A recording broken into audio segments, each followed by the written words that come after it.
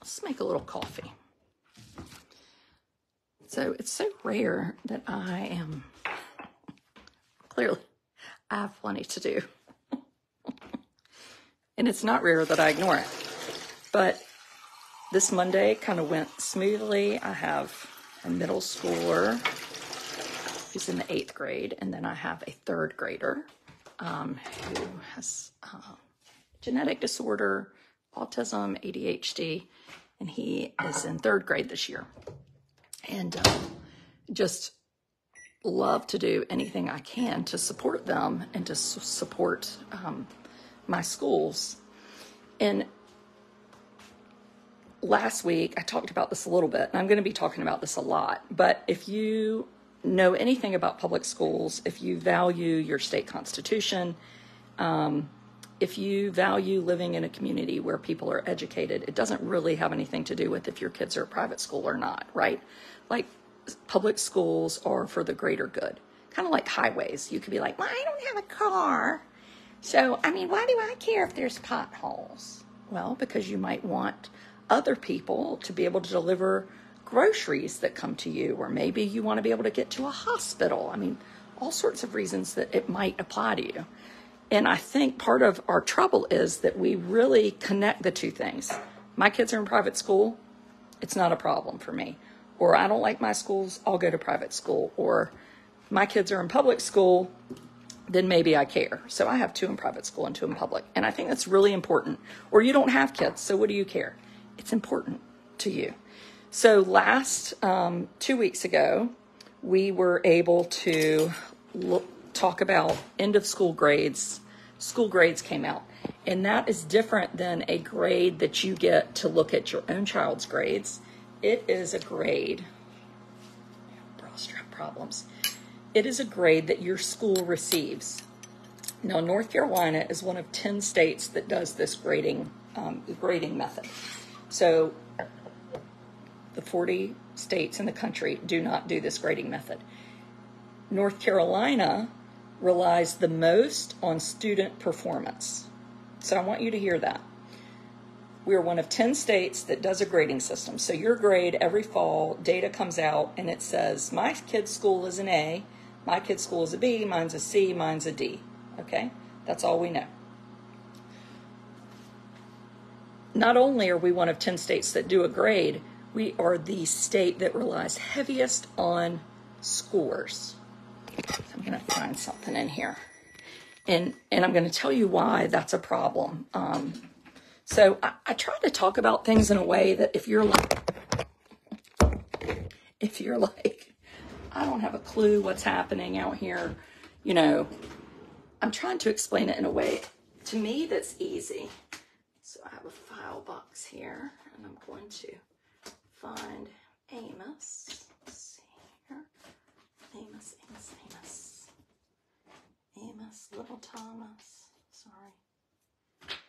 Russell, Blair, Adam, and Amos. There he is.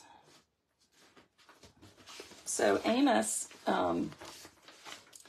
Amos's school this year got a D. So did my daughter's middle school. Now, again, North Carolina relies North Carolina relies heaviest on how each child does. So Amos's report came home last week, and there's a lot of things I can say about this report because it's depressing. But this is called the BOG. So what they do is they do the testing at the beginning of the year to see where you are, right? And then at the end of the year, the goal is that you have, gotten better. So Amos's score is not proficient. He's right in the middle of not proficient. So that seems pretty bad, right? Students who are not proficient have not satisfied the read to achieve requirements. Later, we'll get another sheet that tells us Amos is not college ready. So they'll just sort of jam it into you. Amos got a 526. To be proficient, he needed a 539. Now, the state average was a 538. So, but anyway.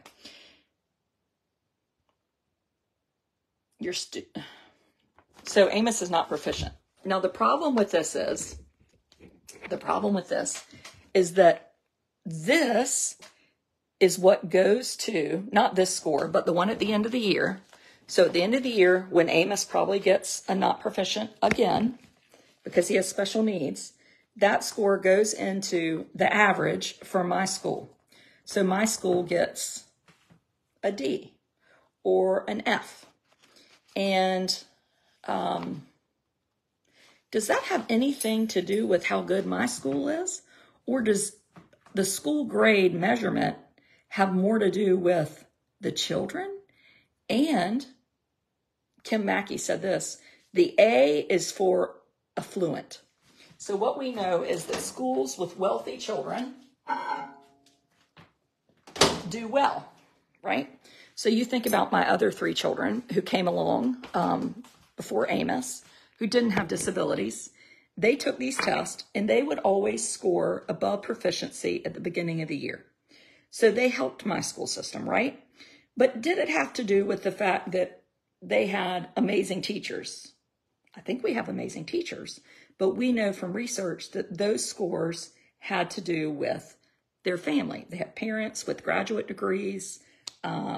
They don't worry about their next meal. They have a pencil. They have a bed. So Vicky said, I don't get it. Okay, so Vicky, Amos performs poorly on the test. And if you have a bunch of Amoses, their grades are what tells the community that your school is failing. So does Amos's grade on the test have anything to do with the ability of his teachers? I would say abso-frickin' no way, Jose, not happening. How Amos doesn't equate to bad teachers, right? Amos is on an IEP. Well, it doesn't matter, Stacy. So a school, according to federal law, has to test everybody except 1%. So you have students who, and that's a whole nother ballgame, but you have students who cannot read, cannot write, or not potty trained, maybe are in a wheelchair, have an IQ way, way down the scale, and they have to take the test. That's the law. That's the law.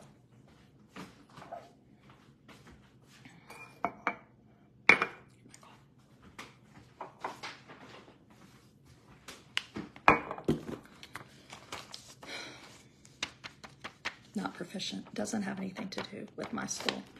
Now, let's talk about the middle school for a minute. My daughter's school. So my daughter's school also got a D. And I will say, they're having a lot of trouble getting teachers, right? We've had two vacancies for math teachers for, I think, 2 years, have had no one apply. We have 16 teachers who are not licensed in the area that they're teaching. Yes, that's sugar, and don't judge me. Thank you, Dana. And the middle school got a D. And so I was asking questions in a meeting I had last week. And the question is, well, why did we get a D? We had gotten a C before. Well, the state of North Carolina, again, because this is what the state of North Carolina does, and I think I know who it's originating from. You cannot opt out North Carolina. The state of North Carolina requires or says that when you're in the 8th grade, you take the test of the class you're taking. So think about this for a minute. My daughter Blair is advanced in math, right? And Jenny, you should come follow me. You would like it. And so are, I think, 30 other kids. So let's say 1/4 of her class is in advanced math. They take math 1. She does not take 8th grade math. So at the end of this year, she will take the math 1 exam. That exam will tell the high school she's good to go on to math 2 or she needs to take Math 1 again. Thank you, Todd. Public schools are failing, so let's go private. That's exactly right. This is all part of a big plan. And so at the end of this year, 2 years ago, Blair and everybody in the advanced math class would have taken the eighth grade math exam, because the eighth grade math exam pretends to test how all the eighth graders did in math. And that makes sense, right? So we might have gotten a C or a B because you had the students that had super high grades taking it because they're in the eighth grade. And then you had the students who were not advanced taking it, and they're in the eighth grade too. Well, 2 years ago, the General Assembly said not everybody should take the eighth grade math exam. In fact, eighth graders who take advanced math are not allowed to be configured into the eighth grade math teaching. So now Blair and 32 other students will take an exam, probably do well on it, and the test results will not be able to be used for the North Carolina grade score at my school. If anybody wants to talk to me about why that makes sense, feel free to send me a message, because I would love to have you on a live.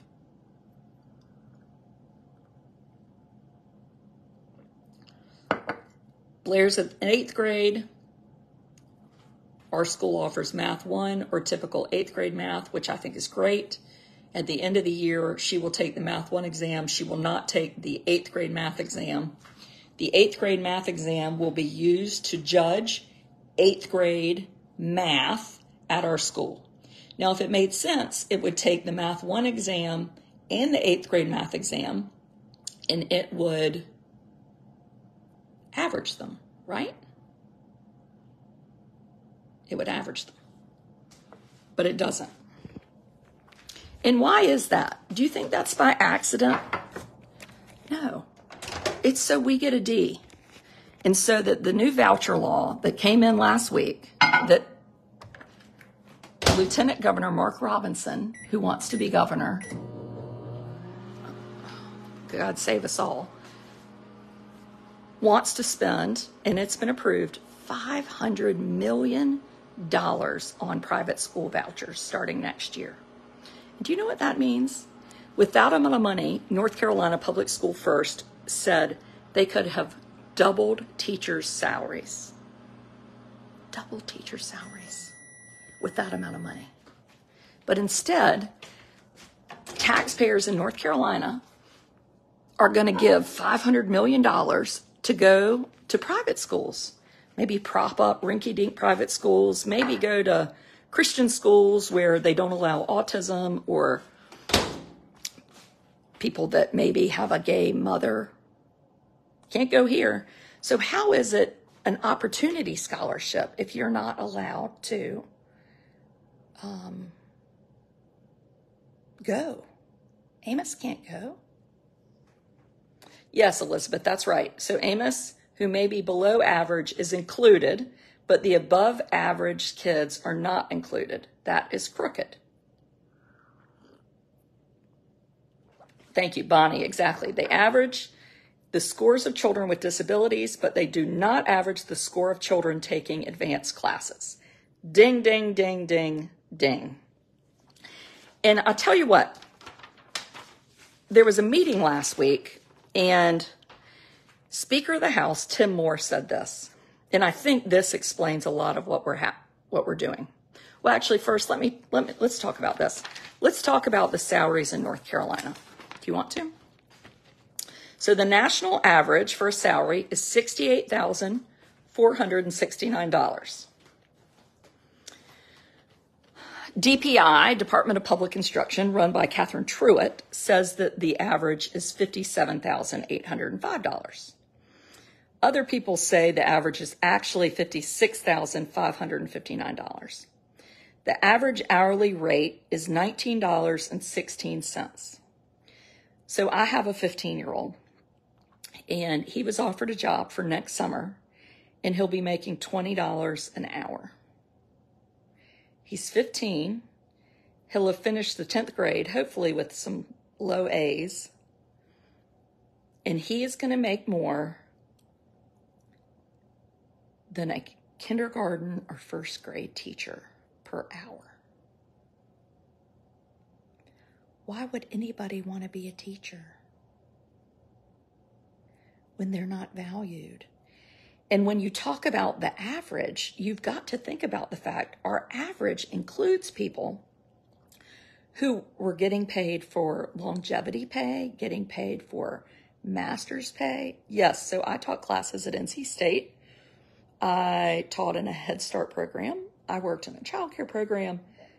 I was an early interventionist. I have a master's, a BK certificate.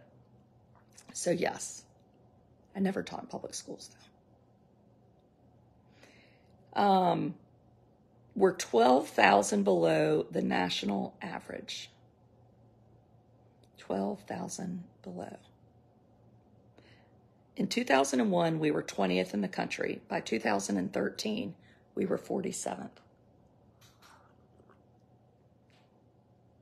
So the way it works in North Carolina, and every state is different, is the state pays a base pay. So for every 25 children, you get a base. And then counties do the supplement. So it's ironic that the wealthy counties get to pay more, and then because they have higher property values, so they have wealthier people, more educated people. So the teachers want to go where they get paid more, and their schools get good grades. And North Carolina also has this wonderful thing where they pay teachers based on the scores. Well, to me, you're telling teachers, you don't want Amos in your class. Why would you want him? You want the advanced class so you can get your $16,000 bonus. And that's a true story. That's a true story. Starting teachers in North Carolina make $37,646. Even Catherine Truitt, who is, well, I've texted her like 10 times. She never answers my frickin' text. She was real friendly when she was running, and then she no friendly anymore, which is a shame because I think she would say, you know what? Adrienne is here to help with public schools, and she really wants to help. But I have a superintendent that will not respond to me, so that's fine.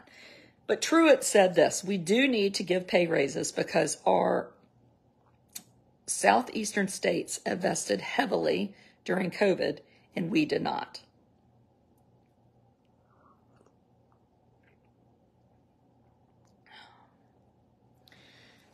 So you might be saying, well, where does this come from? Well, Tim Moore last week said this according to a very good source. Speaker of the House, Tim Moore, when they're talking about casino money and where the money will go if we decide to pop a casino in my hometown of Rocky Mount and around the state. We will be allotting nothing for public education. Public education already gets enough, and teachers are already overpaid. Speaker of the House, Tim Moore. We will be allotting nothing for public education. Public education already gets enough, and teachers are already overpaid. Speaker of the House, Tim Moore. If your Speaker of the House thinks that, you're screwed. Right?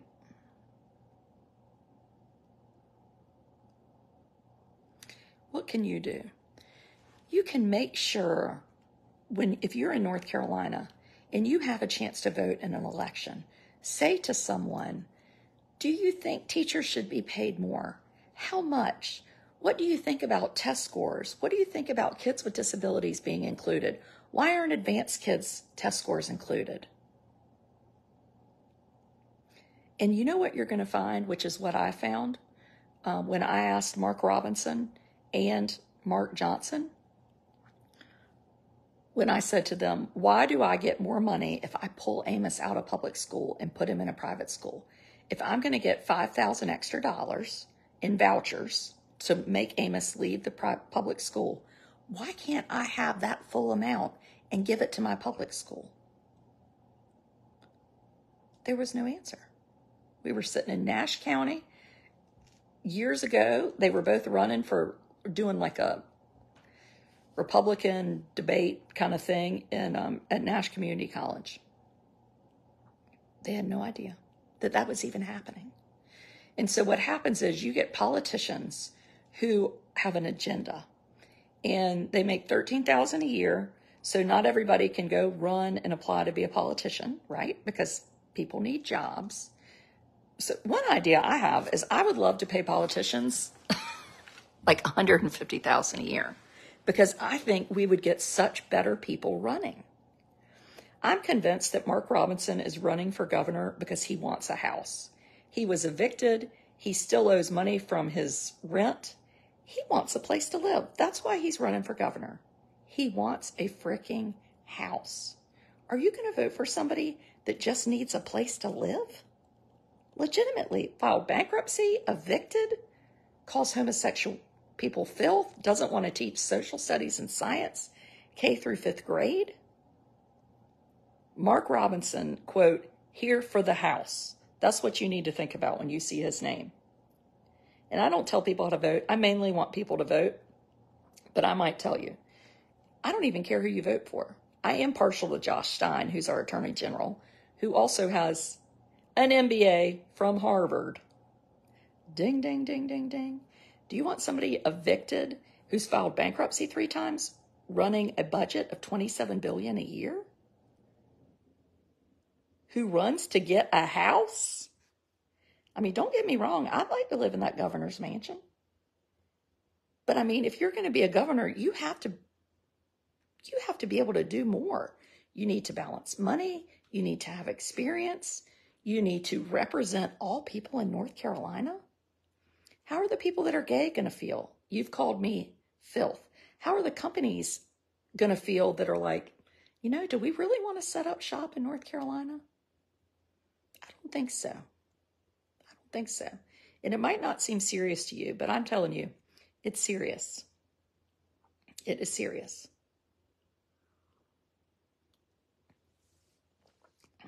Todd said, we would have laughed at Mark Robinson 20 years ago, but now he's mainstream because vote for anyone except the other party. Yeah.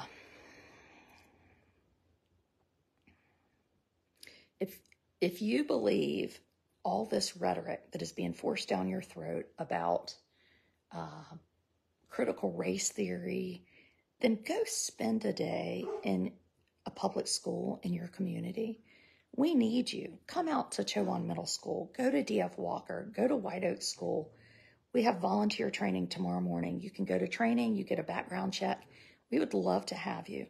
And when you spend 3 months there and you tell me, these teachers are paid too much, these teachers are lazy, these teachers aren't teaching, and you tell me, I'm going to vote for Mark Robinson, I'll drive you to the fricking polls.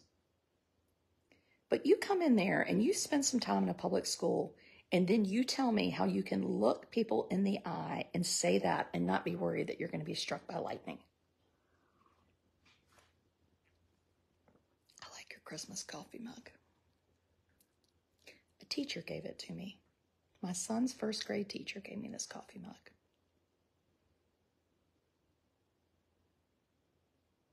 Yeah, I mean, my own children have savings accounts and checking accounts, and they've never even overdrafted. I would argue that my 14-year-old daughter may be better with a $27 billion budget than a grown man who just needs a place to live.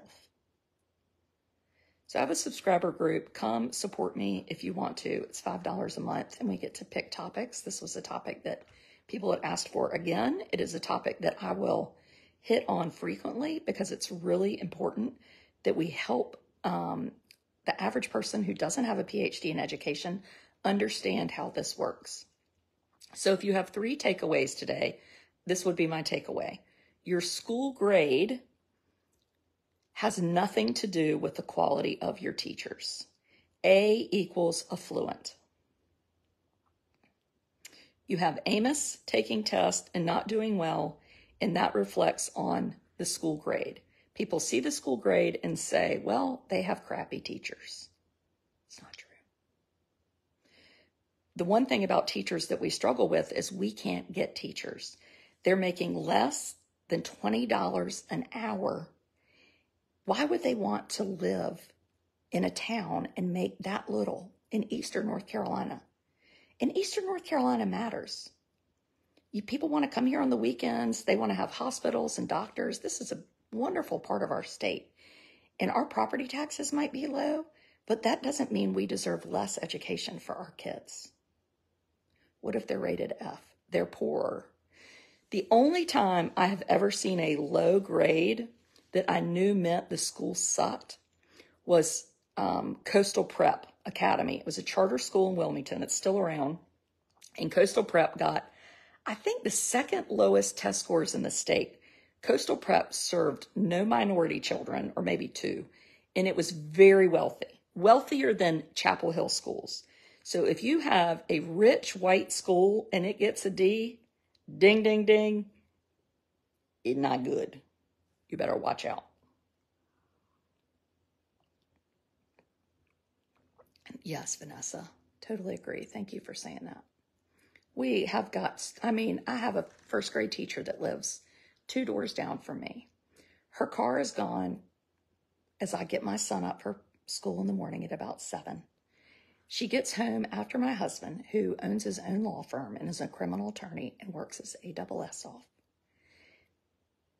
She'll never make more than $58,000 a year. She's smart. She went to Chapel Hill, went to public school in North Carolina. And yet we say to her, we could have paid you if we had spent, let's say, the voucher money. So North Carolina Public School First said, we could have doubled teachers' salary with the voucher money. We could have doubled teachers' salaries. Let's just say we didn't double them. Let's say we raised them 50%. That's what Adrienne would have done. I would have said, let's raise them 50%, and we're going to take the other 50%, and we are going to dole it out to the poor counties to match the supplement given by the wealthy counties. So if Wake County gives $9,000 as a supplement, and Edenton-Chowan gives $1,000 as a supplement, we're going to give the teachers in Chowan County $8,000 each. We're going to make sure that everybody's got the same supplement. This is not brain science. This happens in other states. Vermont, they just have an amount per child. It goes to every child, no matter if they live in a poor area or a wealthy area. Because then you have schools are better. You have teachers that aren't choosing to live in wealthy areas. Maybe they want to live in Eastern North Carolina, but they say, I can't afford to. I've got to make more than $20 an hour. I'm divorced. I have 3 children. I have to pay for them to eat. You know, can you run for office? I hope so someday.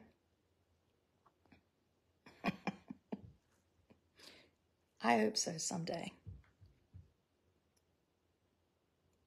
I hope so. I sure care. And until I do run, I will be talking about this. You know, I always considered myself a Republican, and now I can't because of what the Republican Party has done, particularly with this voucher crap. And it's the biggest liberal thing I've ever seen. You're going to take $500 million in tax money and give it away to private schools. If that's not a bunch of wasteful spending, I don't know what it is. Wasteful spending. Here, private school, we'd like to give you $2 million. Oh, you don't take children with disabilities? That's no problem. We don't do testing. Oh, we don't care. We'll give you $2 million. We definitely don't have any curriculum. Oh, why would we care? Here's your $2 million. And we don't have a number of days that we have to go. That's not a problem. None of our teachers are licensed. I'm good with that if you are. Ew, you have a child with autism or Down syndrome? No way, Jose. You can't come here. Not a problem at all, says the state. Not a problem at all, says Tim Moore. We want to give you our $500 million because I'm a Republican and I believe in good spending habits. Liar, liar, pants on fire. Once again, We will be allotting nothing for public education. Public education already gets enough, and teachers are already overpaid, said Tim Moore. And if you'd like to hear the recording, I got it in my back pocket.